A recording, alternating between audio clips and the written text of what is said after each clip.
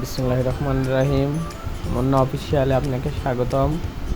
এই চ্যানেলটিতে আপনি দেখতে পাবেন নানান ধরনের ভ্রমণের জায়গা। আমরা আজ এসেছি পাবনা জেলার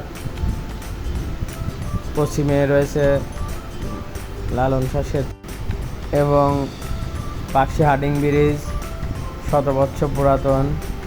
আপনারা দেখতে পাচ্ছেন ব্রিজের উপর দিয়ে একটি ট্রেন যাচ্ছে, ট্রেন এবং নিচ দিয়ে নৌকা যাচ্ছে। দৃষ্টি নন্দন ব্রিজ এখনও দাঁড়িয়ে রয়েছে, ১০০ বছর পার হয়ে গেছে, তবুও ব্রিজটি অক্ষত রয়েছে।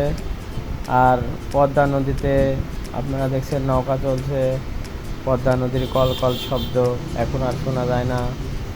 ভারত আমাদের পদ্মা নদীর পানিকে গ্রাস করে নিয়েছে, তাই পানি অল্প। পদ্মা নদীতে সাঁতার কাটতে অনেক ভালো লাগে। আমি এবং আমার বন্ধুরা অনেক মজা করে সাঁতার কাটছি এবং আমরা সবাই মিলে আনন্দ করছি। দেখতে দেখতে আমাদের সন্ধ্যা লেগে যায় এবং পানি তখন ছিল বৈশাখ মাস এবং চারিদিকে বৃষ্টি বাদল নাই, তাই আমরা পানিতে অনেক মজা করি। আপনারাও আসবেন পদ্মা নদীতে গোসল করতে, অনেক মজা হবে। লালন শাহ সেতুর উপর দিয়ে বড় বড় গাড়ি যাচ্ছে, নিচে পানি, পানির মধ্যে গোসল দিতে অনেক ভালোই লাগে।